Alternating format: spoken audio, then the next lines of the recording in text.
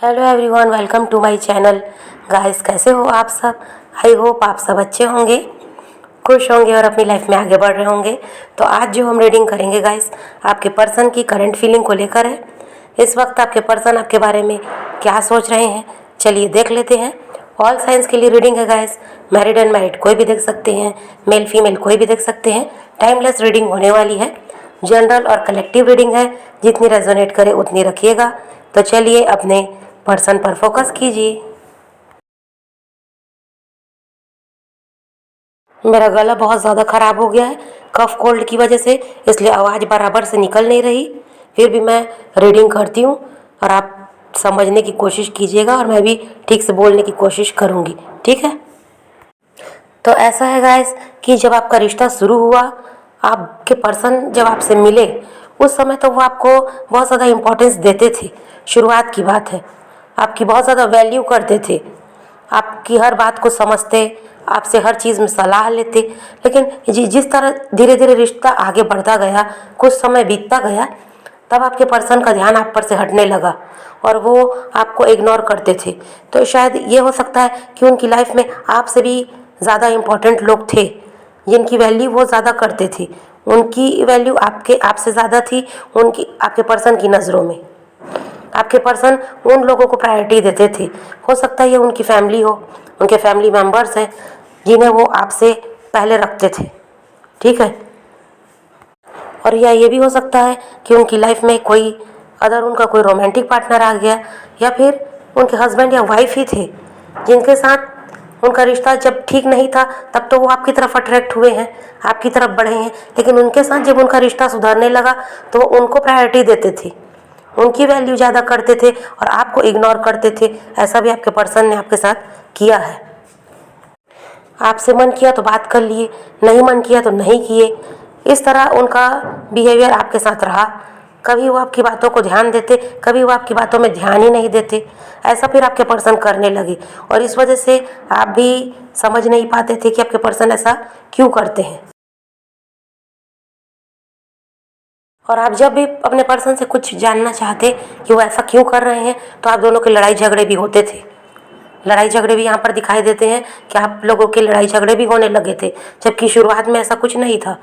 लेकिन जब आप दोनों के रिश्ते में ये सब सिचुएशन पैदा हुई कि आपके पर्सन आपको इग्नोर करने लगे, तो और जब आप उनसे सच जानना चाहते कि आखिर उनके साथ चल क्या रहा है, तो आपके पर्सन के साथ आपके लड़ाई झगड़े भी होते थे। आप अपने पर्सन के साथ अपना फ्यूचर भी देखने लगे थे। आप उनके साथ शादी चाहते थे, लेकिन आपके पर्सन इस बारे में बिल्कुल भी नहीं सोचते थे। उन्हें फ्यूचर की बात से कोई मतलब ही नहीं था। उन्हें जो उस समय चल रहा था, बस उन्हीं चीज़ों में वो खुश रहते थे। उन्होंने कभी भी फ्यूचर आपके साथ नहीं देखा। आपके बारे में, अपनी ज़िंदगी में किस तरह आगे बढ़ें, इस बारे में कभी उन्होंने नहीं सोचा। और उनके इसी रवैये की वजह से आप दोनों का सेपरेशन भी हुआ है, क्योंकि आपके पर्सन इस रिश्ते को लेकर बिल्कुल भी सीरियस नहीं थे। आप जितने ज़्यादा सीरियस थे, आप चाहते थे अपने पर्सन के साथ ही अपनी ज़िंदगी में आगे बढ़ना, लेकिन आपके पर्सन के मन में ऐसा कुछ भी नहीं था। और जो ये आपका रिश्ता ख़राब हुआ है गाइस, इसकी वजह वो थर्ड पार्टी ही है। अब ये थर्ड पार्टी आपके पर्सन की फैमिली भी हो सकती है, उनके कोई फ्रेंड, उनके कोई अदर रोमांटिक पार्टनर, या उनके हस्बैंड या वाइफ हो सकते हैं, या फिर उनका करियर भी हो सकता है।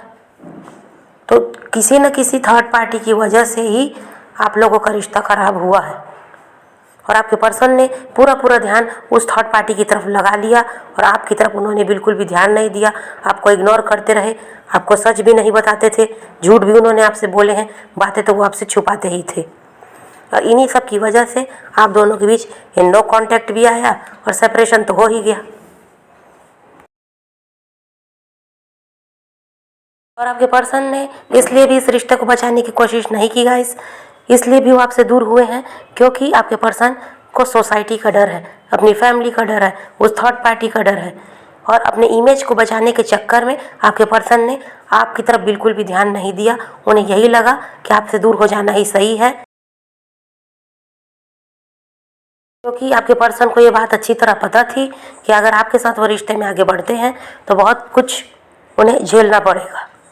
आपके साथ रिश्ता आगे ले जाना इतना आसान नहीं है, ये आपके पर्सन को पहले से ही पता था और इसी वजह से उन्होंने आपसे मूव ऑन किया है और थर्ड पार्टी की बात उन्होंने सुनी है। और आपके पर्सन से अलग होकर आपको दुख तो मिला है गाइस, आप परेशान तो हुए हो, लेकिन आपको मौका भी मिला है अपनी ज़िंदगी में आगे बढ़ने का, कुछ करके दिखाने का, क्योंकि आप अपने पर्सन पर ही अपना सारा ध्यान लगाते थे। आप उन्हीं की फिक्र में लगे रहते, आप अपने पर्सन को खुश करने में ही लगे रहते थे, आप खुद पर ध्यान नहीं देते थे। लेकिन उनसे अलग होने के बाद आपको मौका मिला है अपनी ज़िंदगी में आगे बढ़ने का, कुछ करके दिखाने का, अपने पैशन को फॉलो करने का। तो एक तरफ अगर नुकसान हुआ है गाइस, तो दूसरी तरफ आपको फ़ायदा भी हुआ है इस सेपरेशन से। लेकिन गाइस अब आपके पर्सन की एनर्जी ऐसी है कि उन्होंने जो गलती की है पास्ट में, उसका पछतावा अब उन्हें हो रहा है। बहुत ज़्यादा पुरानी बातों को याद कर रहे हैं और जो भी कुछ उन्होंने आपके साथ किया जिसकी वजह से आप हर्ट हुए हो, उन सब को याद कर रहे हैं और आपके पर्सन बहुत ज़्यादा पछता रहे हैं, क्योंकि अब जिन लोगों की तरफ वो बढ़े थे आपको छोड़कर, उन्हीं लोगों से अब उन्हें परेशानियां मिल रही हैं, उन्हीं लोगों से उन्हें दर्द मिल रहा है, धोखा मिल रहा है। तब आपके पर्सन को आपकी वैल्यू समझ में आ रही है। उन्हें लगता है कि जिस इंसान को उन्होंने खो दिया दूसरों को खुश करने के लिए, और आपको छोड़कर जिनकी तरफ वो बढ़ गए उनको खुश करने के चक्कर में, तो आज वही लोग उन्हें दुख दे रहे हैं। और जिस इंसान से उन्हें खुशी मिल रही थी उस इंसान को उन्होंने दुख दे दिया, उन्होंने उस इंसान को हर्ट किया है। ये बात आपके पर्सन बहुत ज़्यादा सोच रहे हैं और आपकी कद्र अब आपके पर्सन को समझ में आ रही है, जब उन लोगों से धोखा मिल रहा है जिनकी तरफ वो बढ़े थे। आपके पर्सन को ये समझ में आ रहा है कि वहाँ सिर्फ उनका फ़ायदा उठाया जाता है, उनकी वहाँ पर कोई वैल्यू है नहीं, उनकी फीलिंग को नहीं समझा जाता। आपके पर्सन को क्या पसंद है क्या नहीं, इसका ध्यान वहाँ नहीं रखा जाता, जो कि आप सब कुछ करते थे उनके लिए। आप हमेशा अपने पर्सन को खुश देखना चाहते थे, लेकिन जहाँ पर वो है वहाँ ऐसा कुछ भी नहीं है। आपके पर्सन दुखी इस वजह से हो रहे हैं गाइस, क्योंकि उन्हें लगता है कि उनकी फिक्र करने वाला जो इंसान था, जो उनकी खुशियाँ चाहता था, जो उनसे बहुत ज़्यादा प्यार करता था और सच्चे दिल से प्यार करता था, उस इंसान को उन्होंने हमेशा के लिए खो दिया है। ये सोच रहे हैं आपके पर्सन और इसी वजह से बहुत ज़्यादा सैड है, अपनी गलतियों के लिए पछता रहे हैं और अब उन्हें लगता है कि उन्हें आपके साथ ऐसा नहीं करना चाहिए था। और अब आपके पर्सन चाहते हैं आपकी तरफ बढ़ना और आपसे माफ़ी मांगना, क्योंकि वो आपके साथ रीयूनियन चाहते हैं। अब आपके पर्सन को लगता है गाइस कि सारी गलती उन्हीं की थी। देखिए, पास्ट में आपके पर्सन अपनी गलती नहीं मानते थे, उन्हें पता था कि गलती उनकी थी जिसकी वजह से रिश्ता खराब हुआ, लेकिन फिर भी अपने ईगो को आपके पर्सन हर्ट नहीं करना चाहते थे, कभी भी झुकना नहीं चाहते थे, अपनी गलती नहीं मानना चाहते थे, क्योंकि उन्हें अपने ईगो को बचा कर रखना था। बहुत ज़्यादा ईगोइस्टिक आपके पर्सन हो सकते हैं, लेकिन आज जब दर्द मिल रहा है ना, तकलीफ़ मिल रही है, धोखा मिल रहा है, तब आपके पर्सन को समझ में आ रहा है कि सारी की सारी गलती उन्होंने की जिसकी वजह से ये रिश्ता ख़राब हुआ। और जिन लोगों को खुश करने के लिए आपके पर्सन उनकी तरफ बढ़ गए और आपको दुख दिया, और उन्हीं लोगों से अब उन्हें दुख मिल रहा है। तो अब आपके पर्सन को ये बात समझ में आ रही है कि आप उनके लिए क्या थे, और अब आपके पर्सन अपनी गलती को मान भी रहे हैं। अब वो आपसे माफ़ी मांगने के लिए भी तैयार दिखाई दे रहे हैं।